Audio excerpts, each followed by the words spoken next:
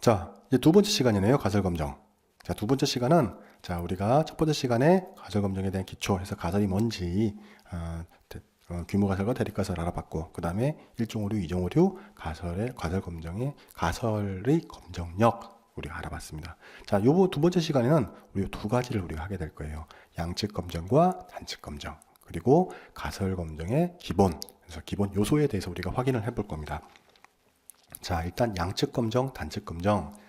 양측 검정은요, 자, 조사하고자 하는 대립 가설, 즉 사실이 아니다라는 걸 검정해서 귀무 가설을 기각하고 대립 가설을 채택하는 것인데, 자, 검정 자체가 그래요. 자, 근데 조사해보는 값이 이렇게 나눠준 것 중에서, 자, 기각력이 어디에 있느냐, 양쪽에 있느냐, 혹은 한쪽에 있느냐라는 거 보는 건데, 이렇게 양쪽에 있는 경우를 얘기를 하는 겁니다. 자, 예시를 해서 보면은, 자, 스포츠 이온 음료 아까 300ml라고 나왔었죠. 300ml가 맞는데 귀무 가설이죠. 근데 300ml가 적을 수도 있고 300ml보다 많을 수도 있고, 자, 이렇게 양쪽을 보는 게 우리가 양측 검정입니다. 자, 유의 수준을 알파라고 한다면, 알파는 양의 방향과 음의 방향 각각 2분의 알파씩 구분해서 나타나게 됩니다. 그래서 이쪽이 기각력이 되는 거죠. 여기서 기각의 기준은 귀무가설이 되는 겁니다. 귀무가설의 기각. 자, 귀무가설이 채택이 되는 거고요. 귀무. 자, 연구할 필요가 없는 거잖아요. 그러니까 300ml가 맞다라는 게 되겠죠. 자, 단측 검정은 그렇지 않습니다. 반대쪽이에요. 그러니까 조사 목적에 따라서 대립가설을 귀무가설에 비해서 크거나 혹은 작다고 수립해서 한쪽만 살펴보는 거죠. 자, 일단은 뭐 음료수 같은 경우에는 많으면 좋겠죠. 같은 값을 내고서 더 많은 음료수를 준다면 좋겠는데, 자, 일단은 300ml가 아니다라는 걸 갖다 목적을 두지 않고 작다와 300ml보다 크다라는 걸 갖다가 기준으로 우리가 연구를 한다고 해봅시다. 그러면 귀무가설은 300ml가 될 거고요. 양쪽 작다와 크다 모두 다. 그 다음에 연구가설은, 대립가설은 300ml보다 작다, 300ml보다 크다, 이렇게 설정을 해 놓으시면 됩니다. 자, 유의수준은 당연히 알파라고 하고요. 이 알파는 양의 방향이나 음의 방향 한쪽으로만 나타나게 되죠. 그래서 작다라는 부분에 대해서는 기각력이 이렇게 한쪽으로만 나타납니다. 좌측으로요. 그 다음에 우측 검정에서 보면은 기각력이 우측에만 나타납니다. 그래서 기각력이 좌측에 있느냐 우측에 있느냐에 따라서 좌측 검정과 우측 검정으로 구분을 합니다. 그래서 단측 검정은 좌측 검정과 우측 검정이다, 이렇게 생각을 하시면 됩니다. 자, 그 다음에 가설 검정의 기본 요소에서 볼게요. 자, 가정을 갖다 가지고 있는데요. 기본 요소 어떤 가정이냐? 통계적인 가설 검정을 실시할 때는 지켜져야 하는 사항인데, 특성을 보면 무작위 추출해야 됩니다. 어떤 추출하는 조사자의 어떤 의견이나 편견이 들어가면 안 돼요. 그래서 표본은 모집단으로부터 무작위로 추출돼야 되고요. 통계적 독립성, 그래서 어떤 하나의 관측치는 다른 관측치에 영향을 미치지 않아야 됩니다. 그 다음에 정규성이라는 거, 표본을 구성하는 관측치는 분포가 정규 분포여야 된다. 그 다음에 등분산성, 둘 이상의 표본 두 개 이상을 갖다 했을 때, 그때 이제 나오는 게 등분산성이에요. 왜냐하면 지난 시간에 추정에서도 했었는데, 자, 이렇게 나와 있는 것과 이렇게 똑같이 분포가 같다라면 서로 비교하기가 쉽습니다. 평균 비교를 해도 쉽고 퍼져 있는 것 뭐 똑같으니까. 그런데 이게 아니고 처음에 하나가 이렇게 나와 있는데 하나가 이렇게 겹쳐져서 나타나요. 겹쳐서 나타나 가지고 다르게 나타나는 거. 그러면 이제 서로 분산이 다르기 때문에 비교하기가 힘들겠죠. 그렇기 때문에 등분산성을 유지해야 된다. 그다음 표본의 크기.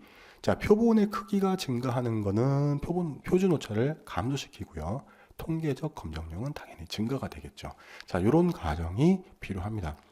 그 다음에 가설에서 보면은, 가설은 기존에 믿어온 사실이 맞다라는 귀무가설과 그 다음에 기존에 믿어온 사실이 다르다라는 대립가설, 자, 연구를 하기 위한 연구가설, 이렇게 두 가지로 구성이 되고요. 검정 통계량은 표본 통계량을 계산했을 때 연가설이 가지는 값이 무엇으로부터 어느 정도 떨어져 있는가를 나타내는 지표가 됩니다. 그러니까 이 검정 통계량을 기준으로 해서 실제로 귀무가설을 채택할 것이냐 말 것이냐를 결정하는 거게 되겠죠. 자, 임계치라는 거는, 자, 연가설을 기각하거나 채택하기 위한 한계값입니다. 자, 어떤 측정치가 검정 통계량이 탁 나왔는데 그래도 그건 뭐 어느 정도 될 만해 라고서 믿어지는 그 정도의 한계를 넘어서는 거죠. 그 폭을 넘어서는 거, 그 임계치라 그럽니다. 그래서 거기를 넘어섰을 때 귀무가설이 기각되게 됐죠. 자, 검정 통계량을 계산해서 임계치를 기준으로 좌우 어느 쪽에 있는가에 따라서 귀무가설을 채택하거나 기각하는 판단을 하게 되는 기준값이 됩니다. 그 다음에 유의수준, 그다음에 P값이라고 있는데, 자, 요것도 시험 문제 잘 나옵니다. 자, 검정 통계량을 해석하기 위해서 영가설이 발생할 가능성을 확률로 표시한 겁니다. 영가설이 발생할 가능성을 확률로 표시한 거 유의수준과 P값이다. 자, 여기 유의수준 알파는 유의수준이라고 하는데 전적으로 연구자가 결정을 합니다. 그러니까 90%로 할 것이냐, 95%로 할 것이냐, 99%로 할 것이냐, 99.9%로 할 것이냐. 자, 이거를 갖다 결정한다라는 얘기겠죠. 자, 이 적절한 유의 수준으로 갖다가 가설을 검증하는데, 자, 연구자가 가장 그 연구에 대해서 많이 알겠죠. 그렇기 때문에 이걸 갖다가 연구자가 결정한다. 자, 유의 수준은 확률로 표시되는데, 그렇기 때문에 약자를 표현해서 우리 P값 혹은 P밸류, 자, 이렇게 우리 부릅니다. 유의 수준, 자, 95% 유의 수준에서 보면 알파 이퀄 0.05 이렇게 표시하는데 P값은 0.05보다 작거나 같다. 보통 이렇게 아스테리스크 컴마 이렇게 하나로 표시를 하고요. 99%는 0.01, 0.01보다 작다. 아스테리스크 2개. 그 다음에 99.9 보통 이렇게 아스테리스크 컴마 3개로 표시합니다. 근데 이 1개, 2개, 3개 이렇게 표현한 게 실제로 모두 다 동일하느냐? 그렇지가 않습니다. 결과를 갖다가 발표를 할 때 연구자가 자, 요거는 이렇게 표시를 합니다. 이렇게 표시를 합니다. 이렇게 표시를 합니다. 이렇게 주석을 달아줘요. 그럼 주석대로 하는데 저는 왜 이렇게 강의에다 이렇게 놔뒀느냐? 보통 일반적으로 이렇게 사용하기 때문에 일반적인 내용을 갖다 여러분들 적어드린 겁니다. 자, 그다음에 조사를 한 다음에 이제 검정 통계량을 갖다가 이제 계산을 하게 되는데요. 이 결과를 해석하는 부분입니다. 자, 검정 통계량을 계산하는 값이 어느 영역에 포함되는지를 갖다가 보는 거. 채택력이냐, 기각력이냐에 따라서 가설의 채택, 기각 여부를 판단하게 되고요. 일반적으로 연구자는 유의 수준을 보면서 합니다. 그러니까 우리가 보통 뭐 알파라고 표시를 하는데 유의 수준 우리가 보면서 보통 결과가 나온 게 P값을 기준으로 나오잖아요. 그러니까 보통 생각하는 게 P값 혹은 significant value 뭐 이런 식으로 표현을 하잖아요. 자, 그래서 요 P값을 기준으로 많이 해석을 하게 됩니다. 그러니까 P값을 기준이 작게 나온다면 귀무가설을 기각하는 거고요. 대립가설을 채택하게 되는 거죠. 그러니까 보통 95%면 P값이 0.05. 자, 요 기준으로 해서 0.05보다 작게 나온다. 귀무가설 기각입니다. 대립가설을 채택하고 이 연구는 잘 제대로 이루어진 거다라고 결과를 발표하게 되는 거죠.